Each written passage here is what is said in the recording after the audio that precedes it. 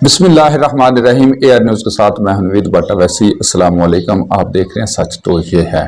नाज़रीन करम, बात करने से पहले एक क्लिप आपकी नज़र करता हूँ। नहीं है और मैं ये दरख्वास्त करूंगा पीटीआई के, मुस्लिम लीग के, एमक्यूएम के और पाक सरजमीन के, जमीयत उलमा इस्लाम के, राय हक पार्टी के तमाम सियासी जमातों के कारकुनों से ये दरख्वास्त करूंगा, अपने लीडर की बुराई को अच्छाई में मुंतकिल करना छोड़ दें। अच्छाई और बुराई का मेयार अपने नबी को रखें। जो लीडर आपके नबी के साथ वफादार है, आप कहेंगे अच्छा है। जो वहां पे गद्दारी करे, कमजोर बात करे, तो अपने लीडर को समझ, और लीडरों को भी चाहिए कि वो किरदार अदा करें कि अगर उनका कोई वर्कर उनकी राय के खिलाफ बात कर रहा है तो वो शुक्र करें कि तनकीद करके सीधे रास्ते पर चलाने वाले लोग हैं। हजरत अबू बकर सिद्दीक रज़ी अल्लाह तआला अन्हु ने कहा, अगर मैं रसूल अकरम सल्लल्लाहु अलैहि वसल्लम के तरीके पर न चलूं तो तुम मेरी पैरवी करोगे?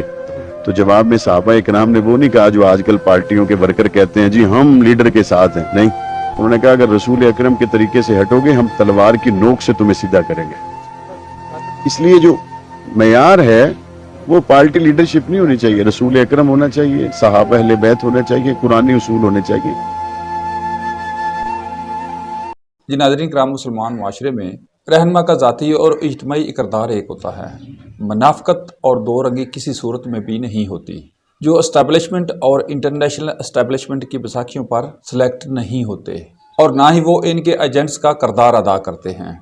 हम बहिस्ते मुसलमान हमेशा अपने रहनुमा की सीरत व किरदार हर हाल में इस्लाम की उस कसूटी और असूल पर ही परखेंगे जो अल्लाह और उसके रसूल सल्लल्लाहु अलैहि वसल्लम कुरान और हदीस में बताए हैं। ये ता क़यामत जारी रहेंगे, इस पर इस्लामी तारीख गवाह है। लेकिन अफसोस, आज पाकिस्तानी कौम का एक तबका शख्सियत परस्ती, अंधी बहरी तकलीद में तमाम हदें अबूर कर चुका है। जिस तरह माजी में भी जज्बातियत और जहालत में शख्सियत परस्ती की बुनियाद पर इस कौम ने अपना रहनुमा और निजात दहिंदा बनाकर पेश किया, भुट्टो और अल्ताफ़ को भी अपना मसीहा और निजात दहिंदा बनाकर पेश किया। इनकी तारीफ में ज़मीनों आसमान मलाए गए, आलम इस्लाम और उम्मत का रहनुमा बनाकर पेश किया गया। पीर, वली और रूहानी बाप का लक़ब दिया गया। दरख्तों के पत्तों और मसाजिद के फर्श पर तस्वीरें नजर आने लगी और लोग इनमें रूहानियत तलाश करने लगे। दिलचस्प बात यह भी काबिल गौर है कि इस तरह के रहनुमाओं को इस पाकिस्तानी माशरे में कुछ ज़र खरीद, दरबारी, खौफजदा और इब्न अल वक़्त पीरो फ़कीरों की हमायत और इखलाकी मदद हासिल हो जाती है। वो भी इनकी तारीफ में गर्दान शुरू कर देते हैं। इस तरह कौम के ईमान में मज़ीद इजाफा हो जाता है और कहा जाता है कि इनको मशाइख, पीरों फ़कीरों की भी हमायत हासिल है, जैसा आजकल हो रहा है।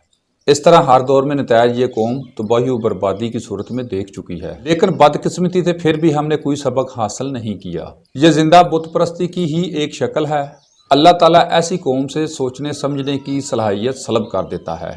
ऐसे ही लोग पढ़े लिखे जाहिल कहलाते हैं। जिस कौम में बुराई का तनासब ज्यादा हो जाता है, उस कौम में ऐसे ही लीडर पैदा होते हैं, यानी जैसी कौम वैसे ही उनके हुक्मरान। कुरान और हदीस से हमें यही सबक मिलता है। अगर हम मुसलमान हैं और मुसलमान ही रहना चाहते हैं तो सदाकत व अमानत का ये सबक हमें इनफरादी और इज्तिमाई तौर पर दोबारा पढ़ना होगा। इस्लामी तालीमात से दूरी और रूगर्दानी की वजह से हम अपने तहज़ीब व तमद्दन से दूर होते जा रहे हैं।